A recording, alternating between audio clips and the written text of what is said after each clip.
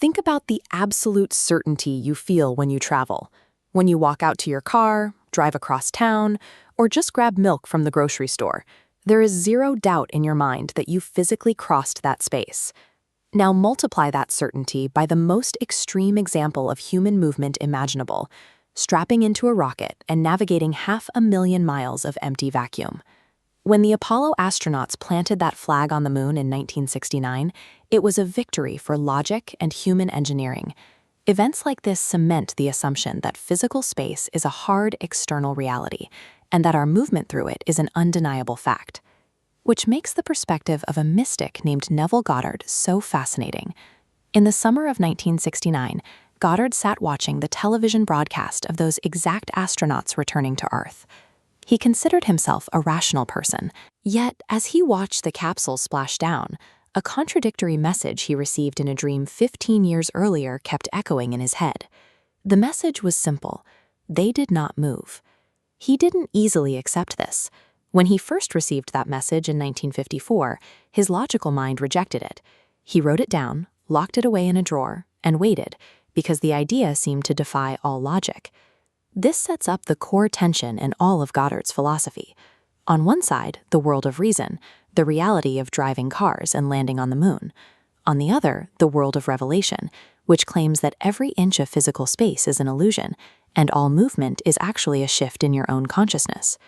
Goddard was a critical thinker, so if even a rational mind struggled to accept this premise at first, what piece of logic convinced him that our physical reality is a fabricated experience?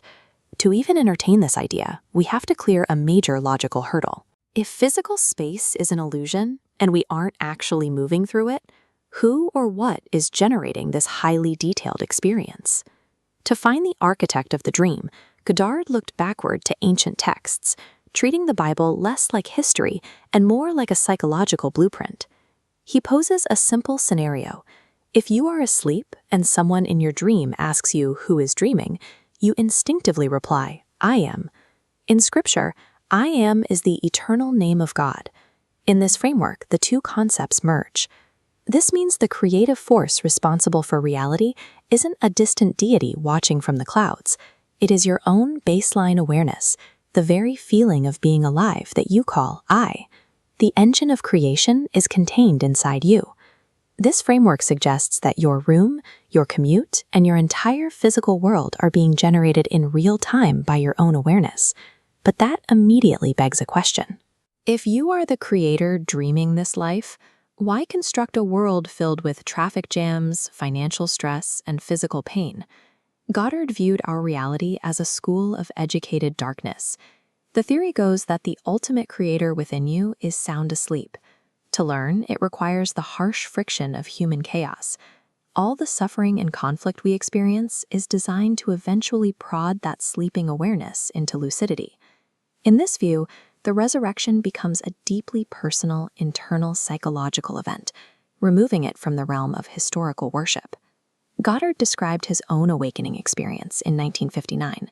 He recalled a sequence beginning with an intense vibration in the head, followed by the sudden realization of being sealed inside your own skull, exactly like a tomb. From that point of entrapment, an instinct takes over.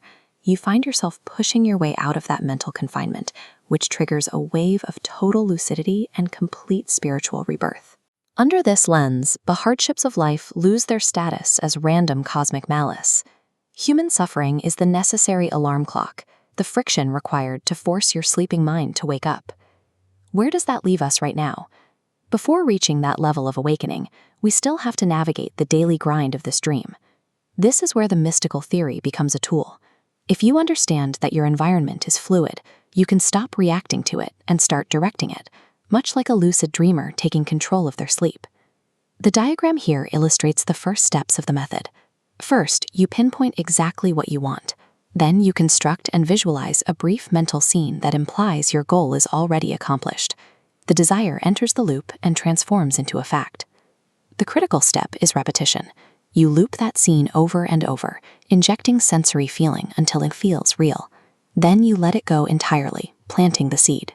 By capturing the emotional state of the end result before it happens, You force the physical waking dream to rearrange its circumstances to match your new internal belief.